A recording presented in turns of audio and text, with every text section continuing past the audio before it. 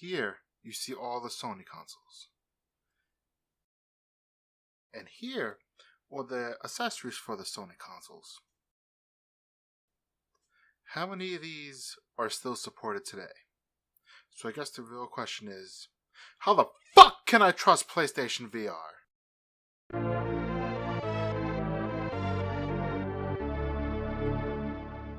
Honestly, the DualShock is still supported today, but they even dropped that during the PS3 era. And I'm not going to pick on third-party plastic crap like Guitar Hero or that chainsaw controller from Resident Evil 4. So in the PS2 era, Sony developed the iToy.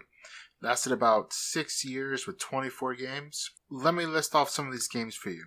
iToy Play, iToy Groove, iToy Antigraph, iToy Monkey Mania, iToy Play 2, iToy Chat, iToy EduKids, iToy Connect, iToy Education Spy, iToy Play 3, iToy Kinetic Combat, iToy Play Sports, Bob the Builder, Thomas and Friends A Day at the Races, iToy Astro Zoo, iToy Play Hero, iToy Pom Pom Party. And there's a few other ones like Sega Superstars, I don't know what that is, and Nicktoons Movin', I don't dare click whatever that is, and a few more. But 24 games in 1, 2, 3, 4, 5, 6 years? 1, 2, 3, 4, 5, 6 years? That's not good for an exclusive list. And yes, you could say there are many games supported with the iToy. I'm not going to count all of these. I'm looking at the list right now. But it's all gimmicks. And Dance Dance Revolution, you can see yourselves dancing. It's fucking whatever. It's Dance Dance Revolution. They don't even show what the enhancements is in all the MLB, the show. Outside of one of them can be used to create a player. And, that's the obvious one. That should be in all these fucking games. But they're not. And then the PS3 had another camera called the PlayStation Eye. Lasted 1, 2, 3, 4, 5, 6 years. From 2007 to 2012. And various games. Nothing here really stands out to me. The best game on this list might be Gran Turismo 5 or Tom Clancy's Rainbow Six Vegas 2. Maybe Little Big Planet 2 if that's your thing. But let's not forget that this PlayStation Eye came with Eye of Judgment, which should have been a slam fucking dunk. Seriously, if you couldn't get Eye of Judgment off the ground, and I know back at that time there was like California fire or something and burned up the stock and the shipments and different things like that, but why not get Konami on the horn and have a Yu-Gi-Oh game developed? Why not get Wizards or well, I can't say Nintendo, so obviously a Pokemon game wouldn't get developed. But why not get Wizards on the fucking horn and make a Magic the Gathering game? In 2007, there was plenty of card games you could have made. It just seems like such a missed opportunity. Maybe they were trying to do something, but the technology wasn't there, or it just cost too much money. Yu-Gi-Oh cards didn't have QR codes to scan and bring it on, but something. I can guarantee that back in 2007, 2008, if I had an iToy and you're like, just type in what cards you want in your deck and we'll randomize it for you, I would have been all over that and then let me fucking play online with that and just patch it every time a set comes out. But it just came and went, and I don't think I've ever met somebody that had a PlayStation Eye. Up next, the PlayStation Move, with Nintendo absolutely dominating the market with the Wii. Of course, Sony and Microsoft were going to think up something. They had to. Did you stay in the game? Well, here comes the PlayStation Move. Originally launching with the first game, looks like in 2007, had support all the way up to 2014, which is surprising. But looking at this list, there's nothing here. Half of these games, no. 3/4 of these games don't even need the Move to play. Fucking BioShock is on this list. Why would you play a first-person shooter with this? Again, I could see what Sony was trying to do. They should have just let it go, man. Just fucking let it go. And Portal 2, SOCOM 4, PlayStation Move Heroes, Killzone, just not even really like games that you want to play with that. didn't they learn from the Wii launch with Call of Duty 2 that, yeah, everybody thought, I bought Call of Duty 2, oh, FPS with the fucking Wiimote, get the point and aim. No, it was garbage. Absolutely garbage.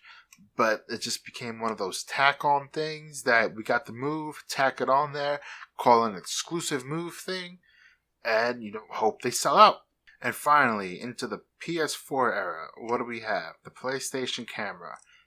Came out in 2013 along with the system, and compatible games go up to 2015, with the last game being NBA 2K16. Now, it's still kind of early in 2016. I'm not surprised a game has come out for this, but there's nothing on this to play. There's Just Dance 2014, Alien Isolation, Angry Birds Star Wars, Surgeon Simulator, War Thunder, SingStar, Until Dawn, Just Dance 2016, FIFA, Terrorway Unfolded, which I guess would actually make use of the camera if you played the Vita version. I have no idea. And it's estimated that 15% of PlayStation 4 owners had a camera in March 2014. That's 15%. That's not a lot. Like, I look at the camera every time I walk into a store, and for a split second I think about, maybe I get that, and then I remember, what the fuck am I gonna do with it? Like, I can't believe I'm saying this, but it doesn't even work like a Kinect. I can't control Netflix or Hulu with it. It's absolutely fucking useless. Next up, the PSP Go. Now, the PSP 1000, 2003 models, they weren't selling like the DS was at that time, or the DS Lite, or maybe even the DSi. I think all three were out at the same time. But people were buying it because you could watch movies on it. You could listen to music on it. Hell, half the people I knew, I'd say more than half, modded it and hacked it so you could play Super Nintendo games on it. And then here comes the fucking PSP Go. It's like Sony decided to double down on selling this system so nobody can buy games for it, and just have people mod it and download ISOs and Super Nintendo games and Genesis games and all that other stuff. The system did not have a UMD slot, so it was digital only. That should have been a red flag, especially in 2009. Secondly, so many games that people wanted were not even on the system. Now, I don't like Kingdom Hearts, but if I bought a PSP Go and I couldn't get Kingdom Hearts, whatever one was out, I think it was Birth by Sleep, I'd be pissed. Final Fantasy VII Crisis Core, can't get it because it's not on the store digitally. So then what's even the point? Sony's almost asking me, begging me, for me to go download an ISO and just play these games illegally. And finally, the PlayStation Vita and the PlayStation TV. Now, don't get me wrong. A lot of people like the Vita. I like my Vita. I also like my PlayStation TV. I use it sometimes. We're playing Metal Gear Solid on it for this very channel. Some other games we're going to play on it for this channel. But why didn't they even try to get developers for it?